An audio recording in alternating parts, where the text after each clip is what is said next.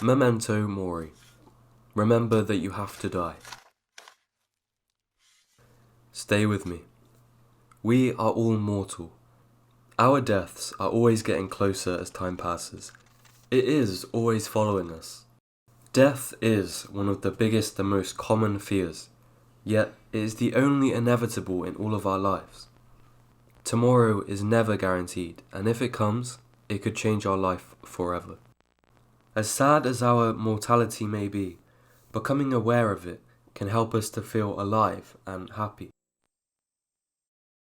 You start living the day you realize you will eventually die. Knowing this can help us to appreciate our lives and help us to live in the moment. In the end, we all die. Your soul might be off planet. So what matters most? I'd say living a fulfilling life of virtue. What gives you fulfillment will depend on you. For me, I think it's being creative, helping others and spending time with loved ones. That being said, I don't think we should live every day like it's our last. We should plan and prepare for our future, but we should try to appreciate the present and how, right now, you are alive. And that is a beautiful rarity.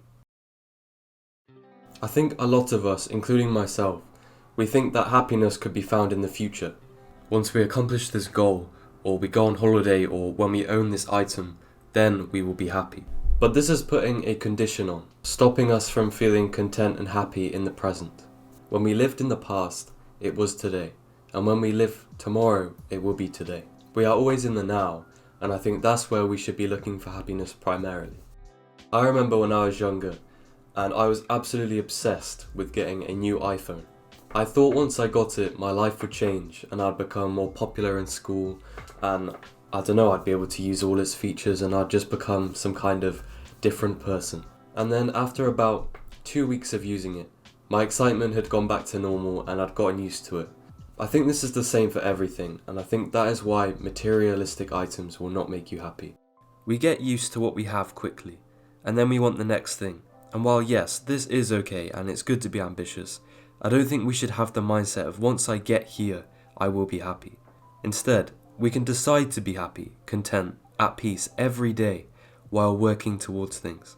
I've recently just finished a year of university, so I've done my exams and everything, and I thought I'd feel happier once I finished. But in reality, I don't actually feel much different at all. We like to compare a lot with other people. For example, this person might have a bigger house than us. And most of us, we always want to have more. But once we actually get more, we feel the exact same way. I believe that we find happiness from within, rather than from the external world. But I don't think we should directly look for happiness. I think we should aim for fulfillment, whether that be through setting and achieving goals. Relationships. Social connection. As an introvert, I'd say that the vast majority of moments are better shared with the right person. Satisfying, meaningful relationships will make you happier. And I say this in the means of quality over quantity. Having a good connection with your family, having a good circle of friends, perhaps having a loving romantic relationship.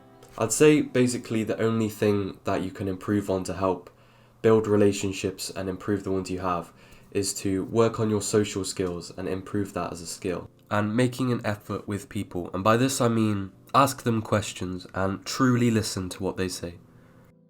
Helping others and kindness. To be friendly, generous and considerate. When someone does an act of kindness for you, you feel happy and you feel a positive feeling towards that person. Things like when a stranger holds a door open for you, or if you drop something and someone else picks it up and hands it to you. It feels even better when you show kindness to other people. Giving a gift often feels better than receiving. We are able to make other people and the world happier by showing kindness. Love and kindness are the best feelings to give someone.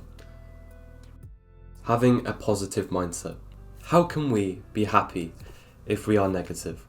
In everything there is a perspective. Take rain for example. Many people see rain outside or even grey clouds and feel negatively. But why? Rain in itself doesn't make you sad. It's the perspective. We shouldn't let the weather or other things out of our control allow us to think negatively.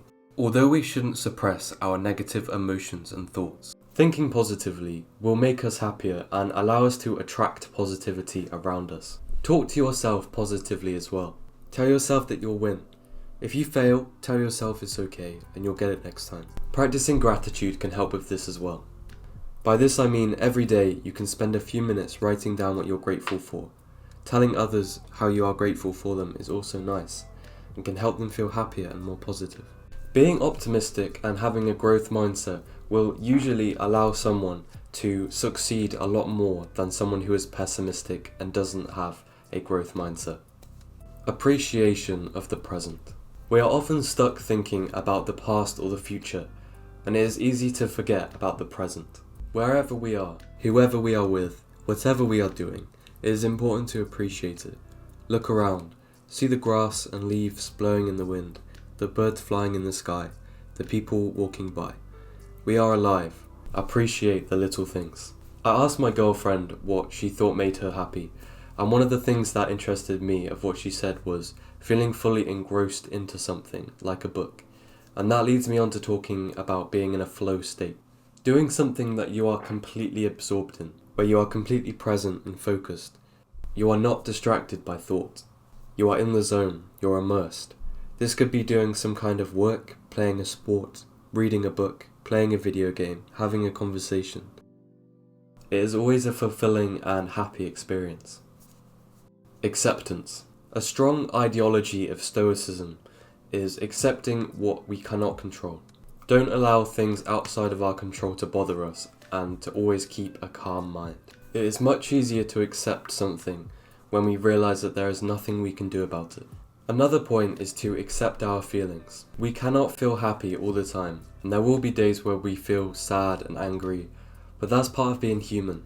I believe that we should try to feel content with how we feel, and I think it's always important to keep a calm mind and to not act out because of how we feel. I like to think of our emotions as a baseline. So say this is the baseline of happiness. If something good happens, the line will go up, and if something bad happens, it might go down. But it will always return to baseline, no matter what happens, no matter if something good happens, or no matter if something bad happens.